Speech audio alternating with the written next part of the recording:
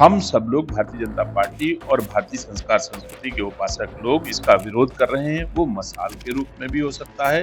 जिस नारी ने उनको भी जन्म दिया है, जो लोग आज नारी बंधन अधिनियम का विरोध कर रहे हैं, जिन लोगों ने साथ नहीं दिया, उनको यह आधी आबादी अवसर आने पर जरूर अनुकूल जवाब देगी। नारी शक्ति, मातृशक्ति इसलिए आंदोलन भी कर रही है कि हमको वो अधिकार मिलना चाहिए। अखिलेश यादव जी इस जो अधिनियम है, इसका विरोध करने का कोई औचित्य प्रतीत नहीं होता है, कोई कारण नहीं होता है। इसमें उनको समर्थन करना चाहिए। अगर वो नारी का सम्मान करते हैं तो उनको साथ देना चाहिए मोदी जी का। महिला सशक्तिकरण को लेकर भाजपा सरकार आज मसाल यात्रा निकाल रही है।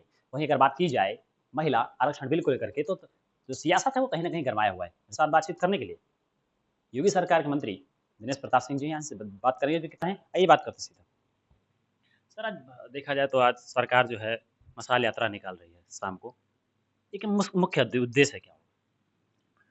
देखिए, भारतीय संस्कार संस्कृति के पुजारी, देश के यशस्वी प्रधानमंत्री जी, उत्तर प्रदेश के यशस्वी मुख्यमंत्री जी, नारी के सम्मान को आगे बढ़ाने के उद्देश्य से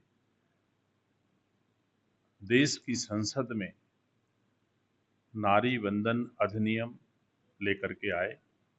उम्मीद करते थे कि भारत में रहने वाले लोग भारतीय संस्कार संस्कृति के अनुसार नारी के सम्मान में भारतीय जनता पार्टी के इस अधिनियम का साथ देंगे, इस विषय का पर साथ देंगे। लेकिन लोगों ने धोखा दिया आधी आबादी के साथ, जिसके कारण व्यापक रोष है आधी आबादी के बीच में, मातृशक्ति के बीच में। और एक लंबे अरसे से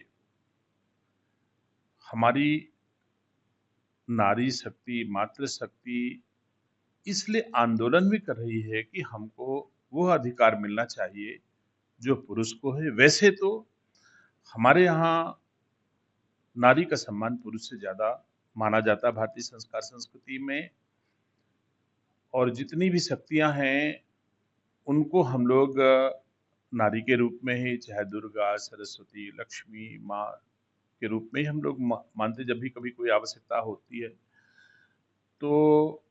और हर कालखंड में उनकी उपयोगिता भी सिद्ध हुई है, उनकी शक्ति भी देखी गई है, चाहे वो देवी के रूप में हो, चाहे स्वतंत्रता संग्राम सेनानी के रूप में हो, और चाहे आज भी नारी की शक्ति हम लोगों को दिखाई देती है। विपक्ष कह रहा है ये सिर्फ राजनीतिक मुद्दा है और कुछ नहीं है। क्या कहेंगे? यही तो मैं कह रहा हूं कि विपक्ष के पास कोई मुद्दा होता तो शायद इस ऐसे मुद्दे जो भारतीय संस्कार संस्कृति के संवर्धन में, नारी के सम्मान में है, उस नारी के सम्मान में है जिस नारी ने उनको भी जन्म दिया है, जो लोग आज नारी वंदन अधिनियम का विरोध कर रहे हैं, तो उनको भी उनकी भी जन्मदाता नारी ही है, उसका विरोध कर रहे हैं। तो विरोध करते करते कोई आदमी अपनी माँ का विरोध करने लगे, मोदी जी का विरोध करते हुए, योगी जी का विरोध करते हुए कोई अपनी बहन का विरोध करने लग जाए, तो ये तो असामाजिक कार्य है, भारतीय संस्कार संस्कृति के विपरीत आचरण है। इसलिए हम सब लोग भारतीय जनता पार्टी और भारतीय संस्कार संस्कृति के उपासक लोग इसका विरोध कर रहे हैं। वो मसाल के रूप में भी हो सकता है, नारी के सशक्तिकरण के लिए सेशन बुलाया गया इसके रूप में हो सकता है, और जिस रूप में भी आवश्यक होगा भारतीय जनता पार्टी का कार्यकर्ता मातृशक्ति के सम्मान में हर संघर्ष करेगा, हर लड़ाई लड़ेगा और उनको अधिकार दिला के ही रहेगा। सपा के एक विधायक हैं, उन्होंने कहा कि ये सब दबाव में भाजपा सरकार करवा रही है, क्योंकि जो महिलाएं उतर रही हैं मैदान में, वो कहीं ना कहीं जो आगजनी का शिकार हुई हैं, उनको देखने के लिए भाजपा कोई नहीं गया। सबसे पहले अखिलेश यादव जी गए हैं।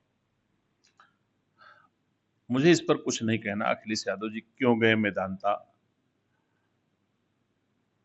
भारतीय जनता पार्टी के विधायक को देखने गए कि अपने सौतेले भाई को देखने गए थे, या और कोई कारण होगा, मुझे पता नहीं है। और अगर गए भी तो ये उचित ही है, इसमें भी कोई दो राय नहीं है।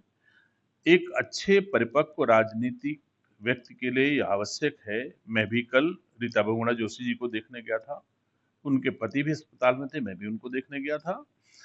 तो किसी भी दल में होना व्यक्तिगत जीवन के जुड़ने का कोई विरोध नहीं हो सकता है। तो इसलिए सबको जाना चाहिए और गए हैं तो हमें कोई इस पे असुविधा नहीं है। मैं इतना ज़रूर कहना चाहता हूँ कि अखिलेश यादव जी इस जो अधिनियम है, इसका विरोध करने का कोई औचित्य प्रतीत नहीं होता है, कोई कारण नहीं होता है, इसमें उनको समर्थन करना चाहिए। अगर वो नारी का सम्मान करते हैं, तो उनको साथ देना चाहिए मोदी जी का। रायबरेली जैसे शहर में भाजपा महिलाओं के लिए क्या कर रही है? क्या नहीं कर रही है? आज तक मुझे तो नहीं लगता कि जो पार्टी यत्र नार्यस्य पूज्यते रमन्ते तत्र देवताः माता भूमिश्च पुत्रोऽहं पृथिव्या जैसे भाव के साथ भारतवासियों की सेवा कर रहे हैं, तो हम लोग तो मातृशक्ति का सम्मान भी करते हैं और उनको आधी आबादी को लोकसभा, विधानसभा में हिस्सेदार बनाने के उद्देश्य से ही ये प्रयास किए हैं और ये आधी आबादी पहले से ही इसकी मांग कर रही है। 27 वर्ष हो गए हैं इस अधिनियम को इस कानून को बनाने के लिए। तो तब से आज तक हमारा नारी का संघर्ष था और अब मोदी जी ने कोशिश किया कि नहीं नारी का सम्मान ऐसी परिस्थितियों में बढ़ना चाहिए, लेकिन जिन लोगों ने साथ नहीं दिया, उनको यह आधी आबादी अवसर आने पर जरूर अनुकूल जवाब देगी। क्या आप दावा करते हैं कि जो है आने वाले समय में महिला राजनीतिक भागीदारी में बड़ा बदलाव होगा? देश की महिला, देश की नारी इस मोदी जी के कदम से बहुत ही खुश थी कि हमको लोकसभा, विधानसभा, विधान परिषदों में अब सम्मान पहले से बेहतर मिलेगा। ये मोदी जी के प्रयास से लोगों के मन में भाव उत्पन्न हुए थे। वैसे मैं कह सकता हूँ मातृशक्ति का आशीर्वाद मध्य प्रदेश में मिला, मेरी सरकार बनी, बिहार में मिला, मेरी सरकार बनी, बंगाल में मिला, मेरी सरकार बनने जा रही है। तो मैं कह सकता हूँ उत्तरोत्तर मातृशक्ति का आशीर्वाद भारतीय जनता पार्टी और डबल इंजन की सरकारों के साथ रहा, जिसका परिणाम आज हम नारी की सर्वोत्तम सेवा करने की ओर प्रयासरत हैं। तो ये तो हम कह ही सकते हैं कि आज मातृशक्ति का आशीर्वाद मेरे साथ में है। हमने देखा कि हमारे साथ मौजूद थे योगी सरकार के मंत्री दिनेश प्रताप सिंह ने बताया कि किस तरह से जो नारी शक्ति है उनको लेकर के किस तरह से चर्चा का विषय बना हुआ है। और यही नहीं, ये चाहे मसाल की बात कर लीजिए, चाहे ऐसे ही बात कर लीजिए, विरोध प्रदर्शन की बात कर लीजिए, लेकिन कहीं ना कहीं नारी शक्ति के पक्ष में भाजपा सरकार हमेशा रही है। कैमरा पर्सन के साथ अजय प्रताप सिंह, एशियन न्यूज, रायबरेली।